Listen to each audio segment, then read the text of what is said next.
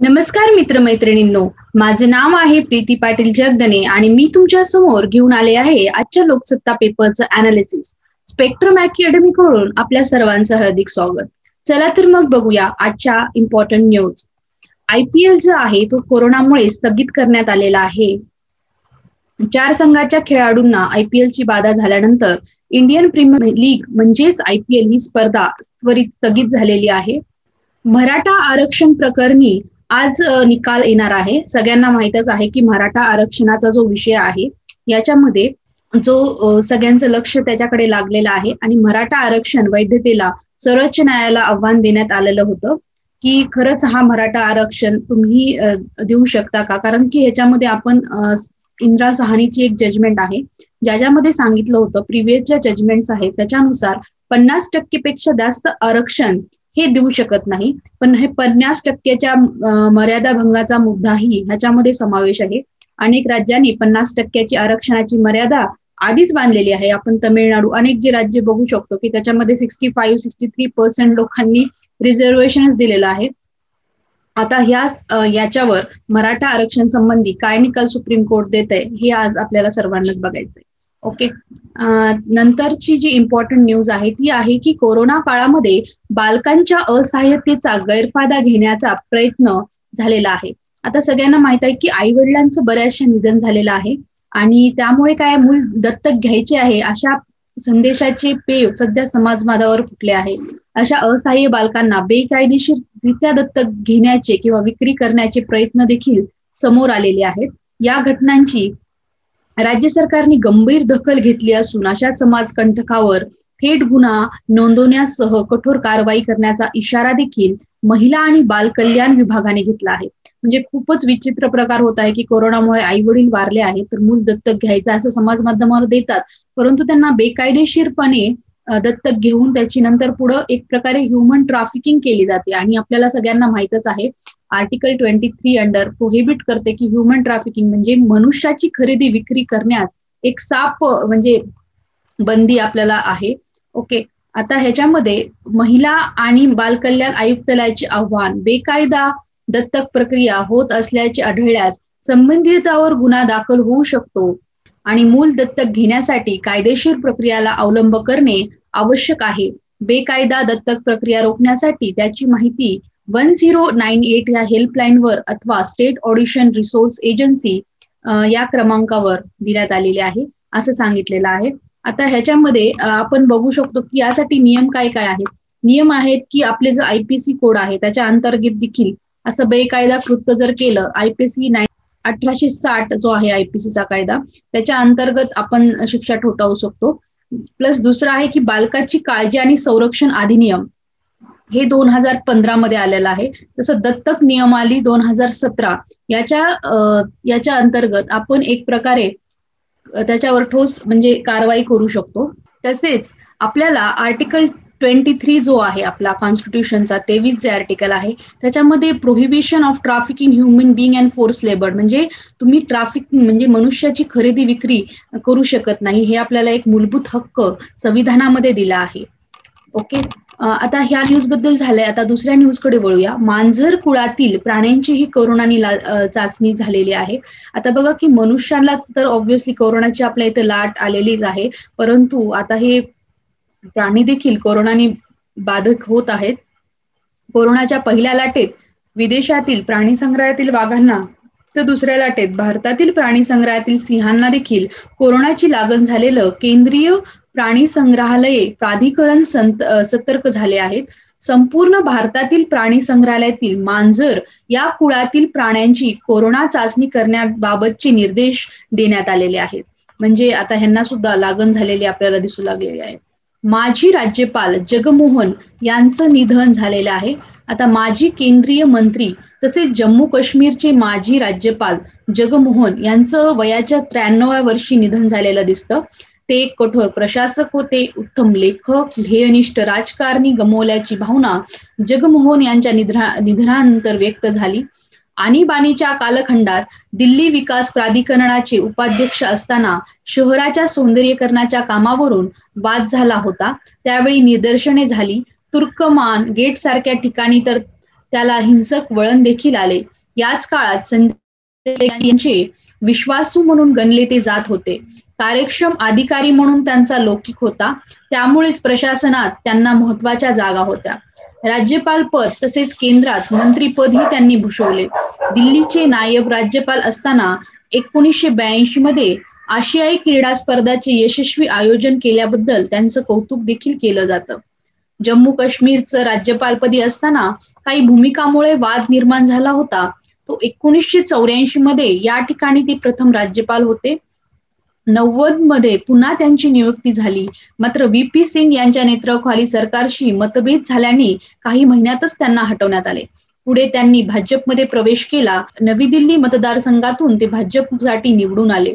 अटल बिहारी वाजपेयी सरकारमध्ये त्यांनी मंत्रीपद भूषवले. पद्मश्री आणि पद्मभूषण या पुरस्कारांनी त्यांना सन्मानित केलेलं दिसतंय. जगमोहन यांच्या निधनाबद्दल जम्मू काश्मीर प्रशासनाने 3 दिवसाचा दुखवटा जाहीर केला. जगमोहन यांच्या निधनाने उत्तम प्रशासक गमावल्याची भावना देखील पंतप्रधान आणि राष्ट्रपती यांनी जाहीर केलेली आपल्याला दिसते. म्हणजे जगमोहन यांचं कार्य आपलं जर त्यांचं राजकीय क्षेत्र बघितलं तर खूपच महत्वाचं कार्य त्यांनी आपल्याला केलेलं दिसतंय. आता जो परदेशी मदतीचा ओघ आलेला आहे भारतासाठी, आता विविध देशांनी आपल्याला माहितीये की सिंगापूर असेल, लंडन असेल, म्हणजे इंग्लंड असेल, अमेरिका असेल, प्रत्येक देशाने भारतासाठी काही ना काही मदत केलेली आपल्याला दिसते. तर देशाच्या कोरोनाची दुसरी लाट असून देखील मुकाबला करण्यासाठी परदेशातून सातत्याने तर भारतामध्ये ओघ येतोय. इटलीतून मोठा प्राणवायू निर्मिती प्रकल्प, 20 व्हेंटिलेटर्स तज्ञाचे पथक, ब्रिटनमधून 60 व्हेंटिलेटर्स आले. मात्र प्रश्नचिन्ह काय आहे की परदेशातून आलेल्या मदतीच्या वाटपावर एक प्रश्न उपस्थित झालाय की ह्याचं डिस्ट्रीब्युशन कशा पद्धतीने केलं जाईल, म्हणजे हे महत्वाचा, म्हणजे कशा प्रकारे डिस्ट्रीब्युशन होईल अजून देखील स्पष्ट झालेलं नाहीये. ओके, हे खूप महत्वाचं आहे की स्पष्ट झालं पाहिजे याच्यामध्ये की कसं डिस्ट्रीब्युशन केलं जाणार आहे, म्हणजे जी पण फॉरेन एड आलेला आहे आपल्याला. नेक्स्ट जी इम्पॉर्टंट न्यूज आहे ती आहे भारत आणि ब्रिटन यांचं सहकार्य वाढवण्यासाठी दशकभराची एक योजना झालेली आहे. आता तुम्हाला माहितीये की व्हर्च्युअल मीट झाली होती आणि भारत आणि ब्रिटन यांच्या दरम्यान संरक्षण, सुरक्षा आणि आरोग्य, व्यापार आदी क्षेत्रातील सहकार्य वाढवण्यासाठी उभय देशांनी 10 वर्षाची धोरण निश्चित केले. भारताचे पंतप्रधान नरेंद्र मोदी आणि ब्रिटनचे पंतप्रधान बोरिस जॉन्सन यांच्यात एक आभासी शिखर परिषद हा निर्णय घेण्यात आला. भारताच्या परराष्ट्र मंत्रालयाने सांगण्यात आले की उभय नेत्याने कोरोना लस, उपचार आणि निदान याबाबत, कोरोनाच्या नाकाद्वारे घ्यायच्या लसीबाबत संयुक्त संशोधन करण्याचे ठरवलं आहे. विजय माल्या आणि नीरव मोदी यांच्यासारखे भारतातून फरार झालेले आर्थिक गुन्हेगाराचे भारतात प्रत्यर्पण करण्याबाबत देखील चर्चा झालेली आहे. त्यावर परराष्ट्र खात्याचे युरोप पश्चिम विभागाचे संयुक्त सचिव यांनी होकारार्थी उत्तर दिले. अशा गुन्हेगारावर भारतात खटले चालवणे शक्य व्हावे यासाठी लवकरात लवकर भारताच्या ताब्यात त्यांना दिलं जाईल, अशी भूमिका आपल्या पंतप्रधानांनी घेतली. आजच्या अभ्यासी चर्चेतून भारत आणि ब्रिटन यांच्या दरम्यान एक सहकार्याचा महत्वपूर्ण टप्पा गाठला. त्या टप्प्यामध्ये संरक्षण, सागरी सुरक्षा, सायबर सुरक्षा या क्षेत्रामध्ये भागीदारी मजबूत करण्यासाठी दोघांनी देखील निर्णय घेतलेला आपल्याला दिसतोय. प्लस सीरम लस निर्मितीची योजना, ब्रिटनने पंतप्रधान आणि भारताचे पंतप्रधान यांची शिखर परिषद यापूर्वी पण झाली होती. त्यामध्ये 1 अब्ज ब्रिटिश पाऊंड गुंतवणुकीचा प्रस्ताव त्यांनी मंजूर केला होता सीरमची जी लस आपली निर्मिती आहे त्याच्यावर. त्यामुळे ब्रिटनमध्ये 6500 रोजगार निर्माण होणार आहेत.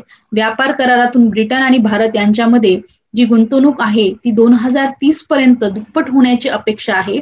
ब्रिटनमध्ये 53.30 कोटी पौंडची गुंतवणूक करणार असून सिरम इन्स्टिट्यूट ऑफ इंडियामध्ये 24 कोटीची पौंडची गुंतवणूक करणार आहे. ही गुंतवणूक लस उद्योगात राहणार असून तेथे नवीन उद्योग आणि विक्री कार्यालय सुरू करणार आहेत. असं याच्या प्रकारे अशी मीटिंग झालेली आहे व्हर्च्युअल समिट, आणि खूप इम्पॉर्टंट डिसिजन आपल्याला आपण बघितले आता की घेतलेले भारत आणि ब्रिटनने. नेक्स्ट आपण इम्पॉर्टंट न्यूज कडे बघूया. नेक्स्ट जी इम्पॉर्टंट न्यूज आहे त्याच्यामध्ये नवदेशाचा उदयास्त मध्ये मॉरिशसचा आपण संपवलेला आहे. त्याच्यामध्ये आता दुसरं आर्टिकल जे येत आहे ते आहे DR काँगो, म्हणजे आफ्रिका खंडातली प्रत्येक जो देश आहे कसा उदयास आला. आता काँगोचं लोकेशन बघू शकतो. आफ्रिका खंडामध्ये एकदम मिडलला आपण काँगो बघू शकतो. आता जो काँगो आहे तो मध्य आफ्रिकेचा देश क्षेत्रफळाच्या बाबतीत आफ्रिकेतील सर्वात दुसरा मोठा देश म्हणून ओळखला जातो. DR Congo democratic Republic Congo या देशाच्या पश्चिम सीमेला लागून असलेला दुसरा एक कांगो नावाचा देश आहे. तो रिपब्लिक ऑफ कांगो याचा उल्लेख फक्त कांगो असा केला जातो. DR कांगो हा देश DRC किंवा राजधानी किंग्शावरून कांगो किंग्शा नावाने देखील ओळखले जाते. याचे ऐतिहासिक नाव झेरे हे आहे. आता दोन भाग आहेत बघा, डेमोक्रेटिक रिपब्लिक कांगो त्याला DR कांगो म्हटलं जातं आणि त्याला नुसतं कांगो देखील म्हटलं जातं. ओके, आणि ऐतिहासिक नाव झेरे म्हणजे कांगो नदी या देशातून वाहते त्यामुळे ह्याचं नाव काय पडलेलं आहे, कांगो पडलेलं आहे. म्हणजे या देशातून कोणती नदी वाहते, कांगो नदी वाहते. तर सीमा उत्तरेला मध्य आफ्रिकी प्रजासत्ताक सुदान. आता ह्याच्या उत्तरेला कोणता देश आहे तर सुदान आहे. पूर्वेला युगांडा आपल्याला दिसतो, इथं सुदान आहे. इथं पूर्वेला युगांडा, रवांडा, अंगोला या देशाच्या सीमा भिडलेल्या आपल्याला दिसतात. आता ह्याचं काय झालेलं आहे, 30 जून 1960 रोजी बेल्जियम पासून स्वतंत्र मिळून DR कांगो हा सार्वभौम देश बनला आहे. नैसर्गिक संसाधने, खनिज समृद्ध असलेला हा देश राजकीय अस्थैर्य, सरकारी भ्रष्टाचार यामुळे अविकसितच राहिला आहे. शैक्षणिक, वैद्यकीय सुविधा पुरेसा नसल्यामुळे रोगराई, साथीच्या आजारांनी दरवर्षी 2 ते 3 लाख लोकांचा मृत्यू येथे होतो. DR कांगोची गणना जगातील अत्यंत गरीब आणि मागासलेल्या देशांमध्ये केली जाते. 1882 मध्ये दियादो कांगो पोर्तुगीज प्रथम तेव्हा 2 देश नसलेल्या कांगोमध्ये आला. त्या काळी तिथे स्थानिक लोकांचे देखील राज्य होते. अरब स्वहिली व्यापाऱ्यांचे स्थानिक राज्यकारभाराशी व्यापारी संबंध होते. मुख्यत्वे गुलाम, तांबे आणि मीठ यांचा व्यापार येथून होत असेल. तुम्हाला माहिती आहे की गुलामाचा व्यापार जो आहे तो आफ्रिका खंडामध्ये दशकानुसार म्हणजे खूप आधीच्या काळापासून चालू झालेला आपल्याला दिसतोय. तांबे आणि मीठ यांचा व्यापार हे लोक तेथून करत. पुढे 16व्या आणि 17व्या शतकात ब्रिटिश, पोर्तुगीज, फ्रेंच, डच व्यापाऱ्यांचा येथील आफ्रिकी दलालामार्फत गुलामाचा व्यापार चांगलाच फोफावला. बेल्जियमचा राजा लिओपोल्ड द्वितीय आणि 1870चे अधिकारी हेनरी स्टीलने कांगोमध्ये बेल्जियमची एखादी वसाहत स्थापन करण्यात येईल यासंबंधी सर्वेक्षण करण्यात आले. सर्वेक्षण पूर्ण होत आले असताना युरोपियन राष्ट्राची 1855 मध्ये बर्लिन परिषद झाली आणि कांगोचे स्वामित्व बेल्जियम पासून घेण्यास बाकी देशांनी मान्यता दिली. आजपर्यंत एवढंच आहे. आता ह्याचं जे कंटिन्युएशन आहे आपण नेक्स्ट उद्याच्या आपण करंट अफेअर्स मध्ये बघणार आहोत. आपण कांगो बद्दल माहिती बघितली. आता मॅप रिडिंग हा पोर्शन पण आपल्याला MPSC ला खूप महत्वाचा झालाय, कारण या वर्षीच्या एक्झाम मध्ये जर आपण बघितलं असेल तर कोणत्या देशातून कोणती नदी वाहते याचं जोड्या लावा म्हणून हा सेक्शन आपल्याला आला होता. त्याच्यामुळे मॅप रिडिंग म्हणजे आपल्याला दुसऱ्याचा आता ह्याच्यामधून आपल्याला हिस्ट्री तर शिकायचीच आहे, प्लस की याच्या पूर्वेला काय आहे, पश्चिमेला काय आहे, ह्याची मॅप रिडिंग पण आपल्याला एक प्रकारे चांगली शिकायची आहे. फाईन. आता नेक्स्ट एक आर्टिकल आलंय ते आहे खगोलज्ञ आर्यभट्ट याच्याबद्दल. आर्यभट्ट तर सगळ्यांना माहितच आहे, त्याला गणित तज्ञ म्हणजे खगोलज्ञ पहिले आर्यभट्टीय गणित ग्रंथासाठी प्रसिद्ध आहेत. त्यांनीच म्हणजे त्याचा आर्यभट्टीय वरून असा अंदाज करता येतो की कुसुमपूर पाटलीपुत्र येथे त्यांचा जन्म झाला असावा. आर्यभट्ट नालंदा विद्यापीठाचे कुलपती असावेत असा तर्क दिला जातो. आर्यभट्टी हा ग्रंथ जगभरील विद्वानांनी अभ्यासला आहे, म्हणजे ते खगोलशास्त्रज्ञ देखील होते आणि गणित तज्ञ देखील होते. मध्ययुगीन भारतातील भौतिक गणितीप्रमाणे आर्यभट्ट ही खगोलज्ञ होते म्हणून नवेल नाही. आर्यभट्टीय ग्रंथाच्या 4 विभागामध्ये डिव्हिजन झालेलं आपल्याला दिसतंय. आता ह्याच्यामध्ये तुम्हाला हेच लक्षात ठेवायचं की आर्यभट्टाचं जे कार्य आहे त्याच्यामध्ये त्यांनी कालगणना, ग्रहांची कक्षा, ग्रहांची क्रांती वृत्ताबरोबर होणारे कोन, ग्रहांचे व्यास, नंतर ग्रहाचं पृथ्वीपासूनचं अंतर, ग्रहांची गती, ग्रहाची प्रकाशमानता असे अनेक मागोवा घेणाऱ्या ग्रंथामध्ये लिहून ठेवलंय. त्याच्यामध्ये सूर्य चंद्राच्या ग्रहामागील कारणभाव म्हणजे काय आहे, त्याचं कारण काय आहे, पृथ्वी चंद्र या जवळपास व्यास किती आहे, पृथ्वी स्वतःभोवती अक्षाभोवती परिवलन करते, आर्यभट्टाने प्रथम मांडलं. म्हणजे पृथ्वी ही स्वतःभोवती फिरते हे जे आहे हेच प्रतिपादन प्रथमतः आर्यभट्टाने केलेलं आपल्याला दिसतंय.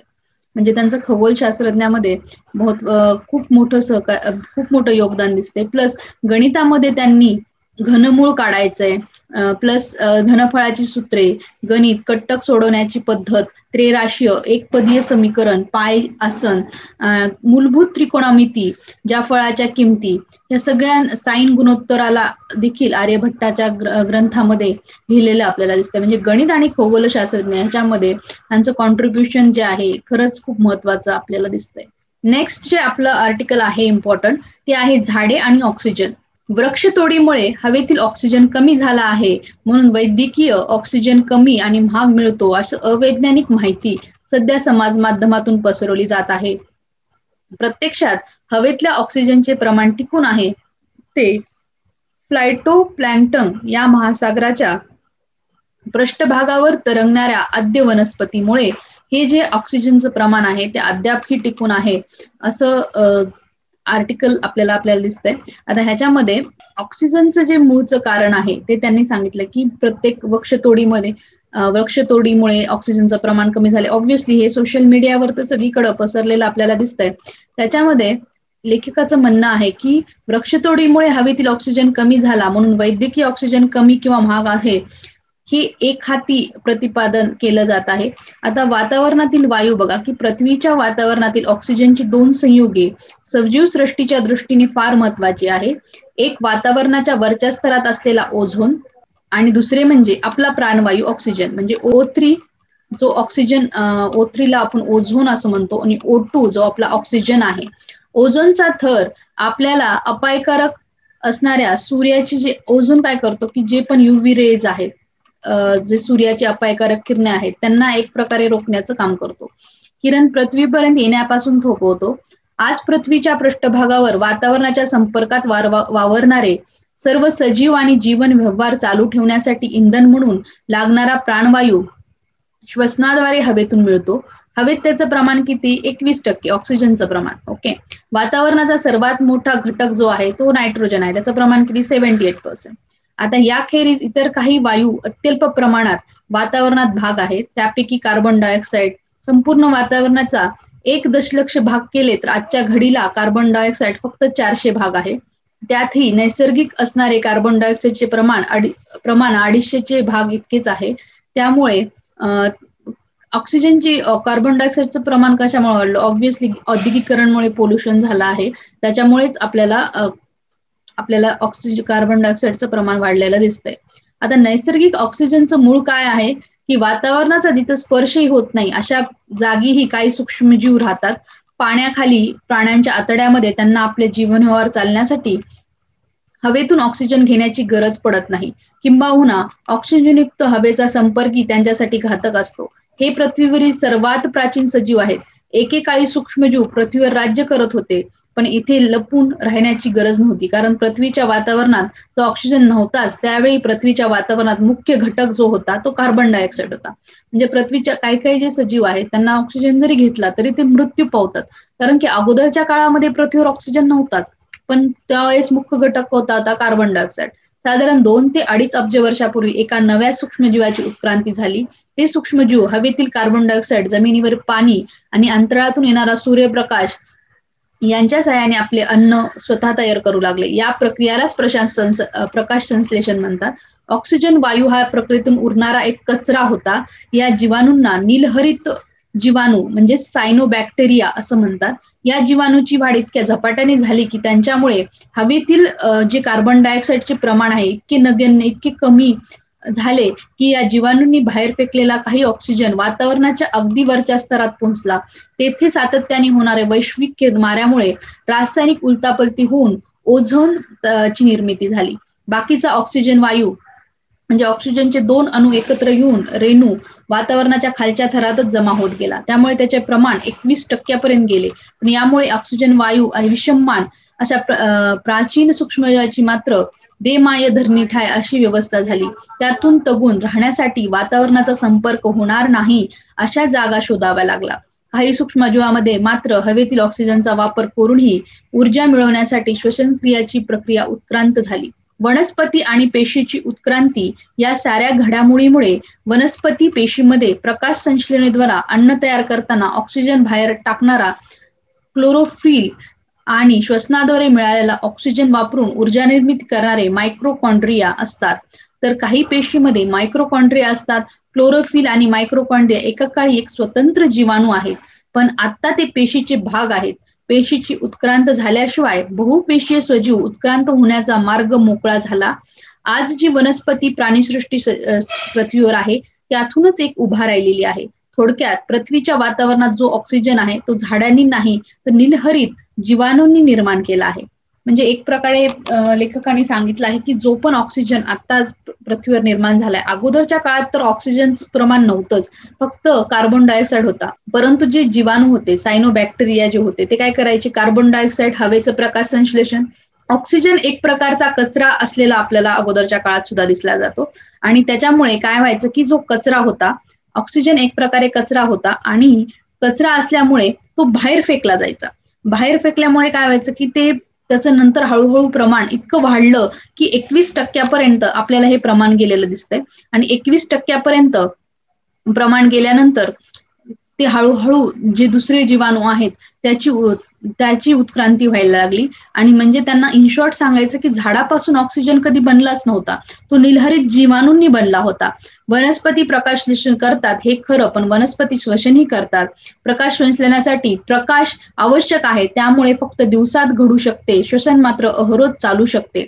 जमिनीवरील वनस्पतीची उत्क्रांती होईपर्यंत हवेत कार्बन डायऑक्साईडचे खूपच कमी उरलेला होता, त्यामुळे झाडाच्या प्रकाश संश्लेषण मुळात कचरा जोपर्यंत वनस्पतीची उत्क्रांती झाली तर झाडाच्या प्रकाश संश्लेषणावर मुळात कच्चा माल कमी उपलब्ध असण्याची मर्यादा होती.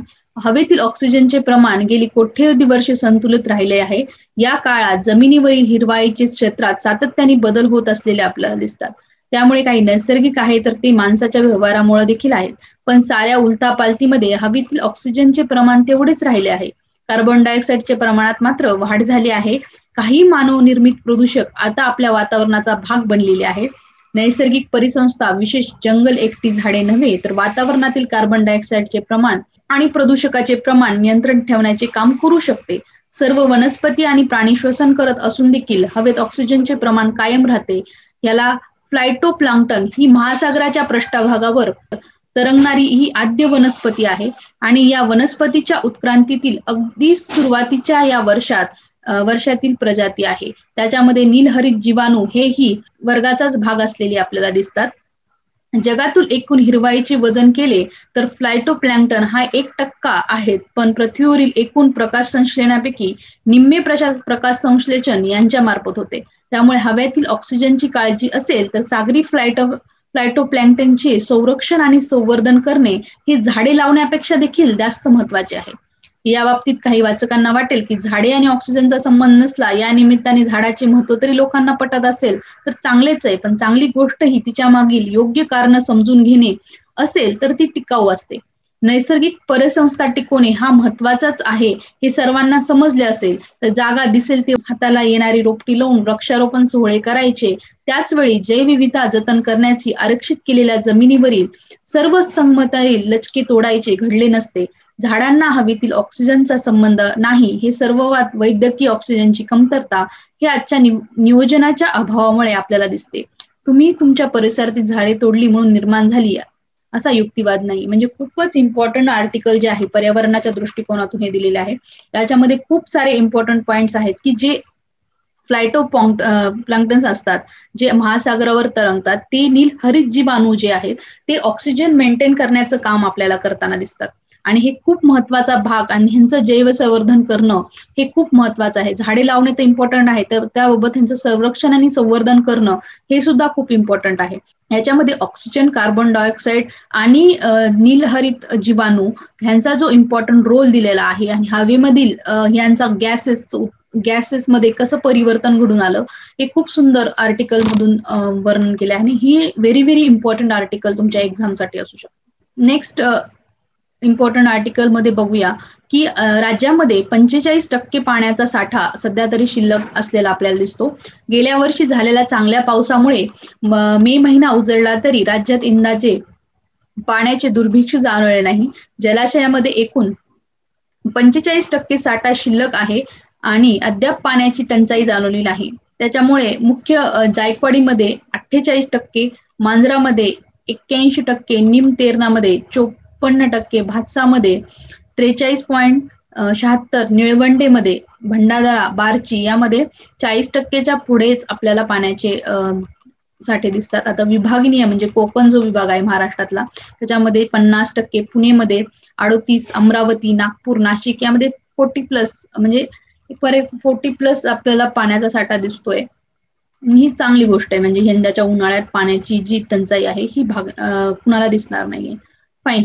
आता नेक्स्ट जो इम्पॉर्टंट आर्टिकल आहे ते आहे की रेराच्या कायद्याच्या अंमलबजावणीची 4 वर्ष झालेली आहेत आणि तक्रार निवारण करण्यामध्ये महाराष्ट्र हा आघाडीवर आहे.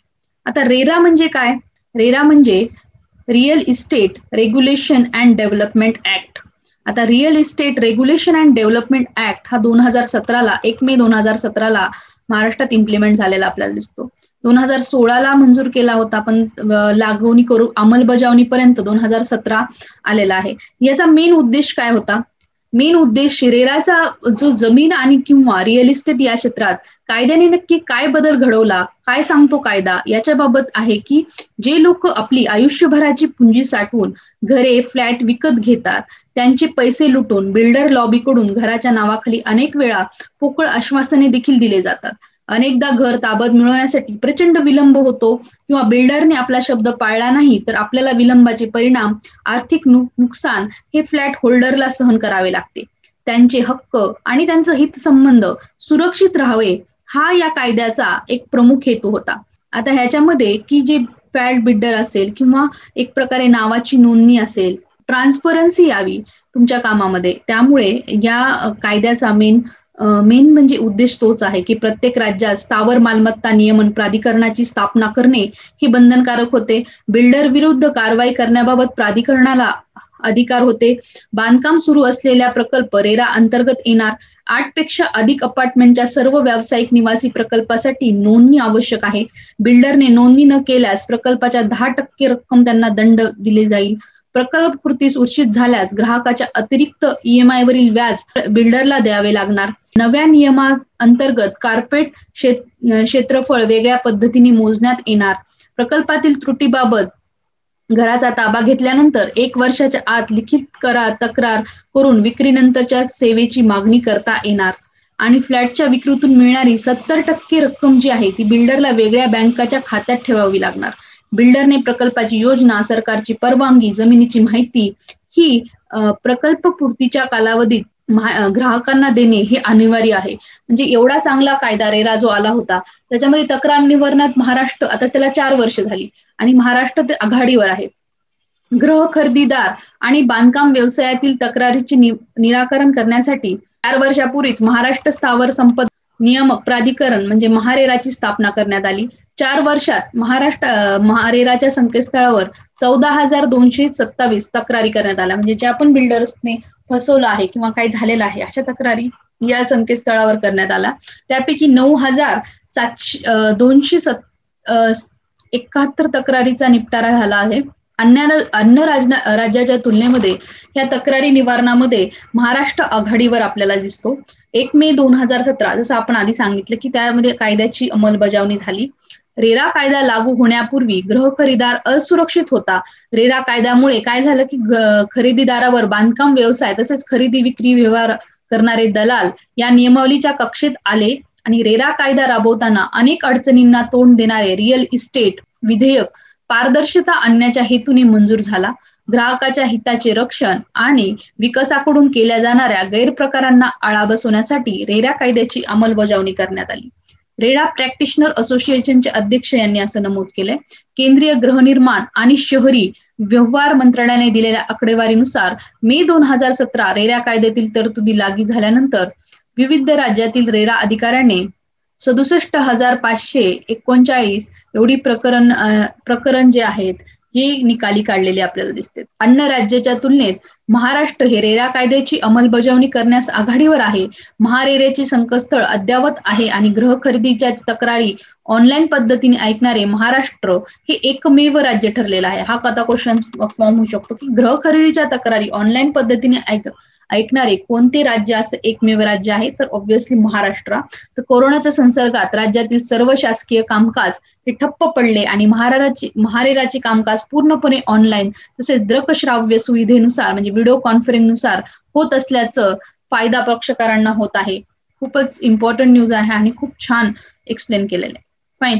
आता भारतात नेतृत्वाचा अभाव आहे असं प्रतिपादन रघुराम राजन यांनी केलेलं आहे. आता रघुराम राजन तुम्हाला माहित असतील की अर्थतज्ञ, ज्येष्ठ अर्थतज्ञ तसेच माजी भारतीय रिझर्व्ह बँकेचे गव्हर्नर यांनी एका ब्लूबर्ग इंग्रजी वृत्तवाहिनीला दिलेल्या मुलाखतीमध्ये असं सांगितलं आहे की कोरोनाचं प्रमाण कमी झालं असं म्हणून एक ओव्हर कॉन्फिडन्स निर्माण झाला आणि तुम्ही डिक्लेअर पण करून टाकलं की कोरोना कमी झालाय वगैरे, परंतु एक नेतृत्वाचा, एक दूरदृष्टीचा अभाव आपल्याला भारताच्या नेतृत्वामध्ये दिसतो असं प्रतिपादन त्यांनी केलेलं आहे. ओके फ्रेंड्स, आजच्या आपण सर्व इम्पॉर्टंट न्यूज कव्हर केलेला आहे. चला तर मग उद्या भेटूया नेक्स्ट न्यूज सही. तोपर्यंत tata, bye bye, stay safe, stay home. Thank you so much for listening my lecture.